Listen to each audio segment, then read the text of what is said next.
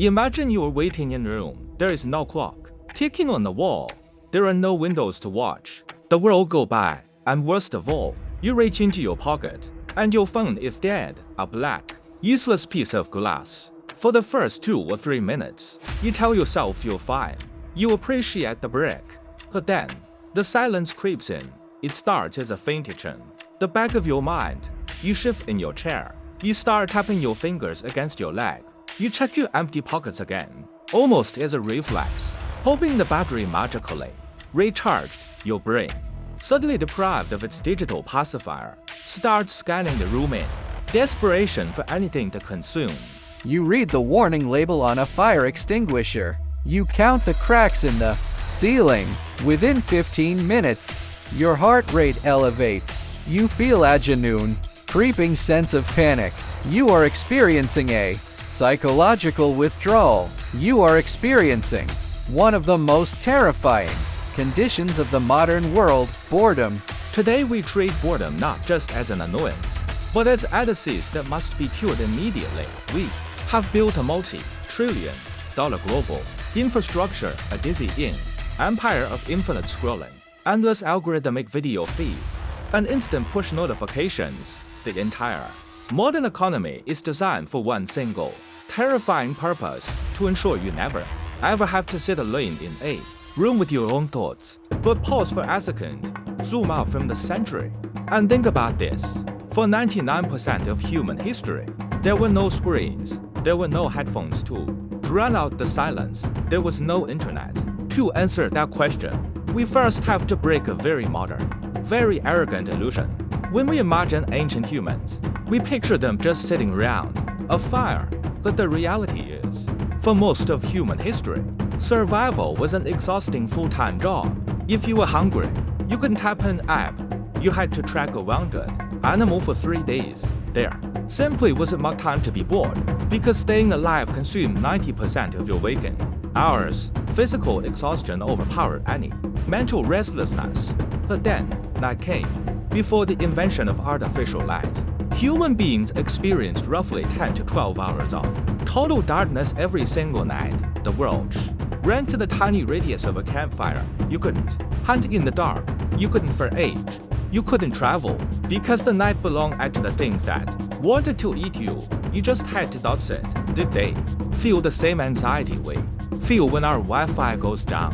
Surprisingly, no, because the very concept of boredom didn't even exist yet. Before factories, before punch cards and strict work schedules, time didn't belong to a clock on a wall. It belonged to the rhythm of nature. And when nature forced our ancestors to pause, they didn't see it as wasted time. They saw it as something else entirely.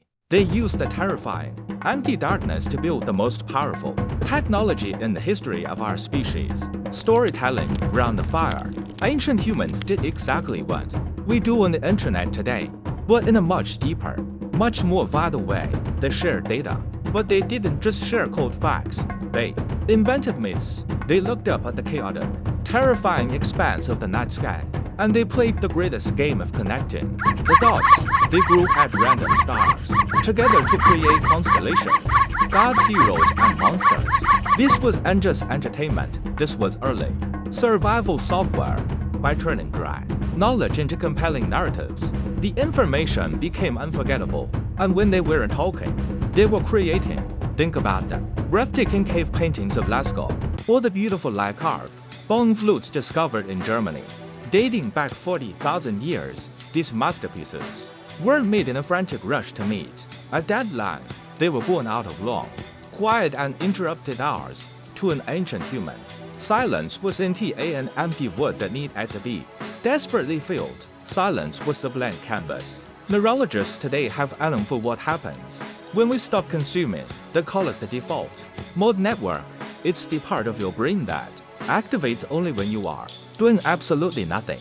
When your brain isn't forced to process a TikTok video or read an email, it begins to connect distant ideas. It processes past trauma. It solves complex problems. It dreams. Boredom wasn't our punishment for our ancestors. It was the incubator for human imagination. The cognitive revolution didn't. It happened because we were busy. It happened because we were bored. Now look at us. Look at the modern world. We have successfully eradicated boredom. Congratulations. You never have to be bored again for the rest of your life. If you feel even a single second of silence approaching in an elevator, at a red light, in the bathroom, you can immediately pull out your glowing rectangle. You can watch a video of a stranger dancing, play a hyper-stimulating game, or read a furious political debate between two people on the exact opposite side of the planet. We have engineered reality where we are constantly stimulated, yet perpetually exhausted, but by assassinating boredom. What else did we accidentally kill? We traded the slow, deep, painful process of creation for the fast, cheap, effortless hit of consumption. We traded the warranty age of the campfire for the toxic radiation of the comment section. And most tragically, we traded our own inner voice for the algorithm noise of the crowd. When you never allow yourself to be bored, you never allow yourself to meet you. You are constantly distracted by everyone else's satellite reels, to the point where your own imagination begins to starve. We are the most connected generation in the history of the universe, yet we are terrified of spending 5 minutes alone with our own minds. Our ancestors survived the freezing ice ages, the brutal apex predators, and the terrifying, endless darkness. They survived because they knew how to sit still, to bond, and to let their minds wander into the unknown. You don't need to throw your phone in the ocean. The internet is a miracle of human engineering. The next time you find yourself waiting in a room, and you feel that familiar modern panic creeping in, that phantom vibration in your pocket, resist it just for 5 minutes. Don't reach for your pocket. Let the silence wash over you. Let the discomfort settle in. Let the boredom happen, because on the other side of that, boredom is the exact same creative fire that built humanity. Thanks for watching. Stay curious, and I'll see you in the next one.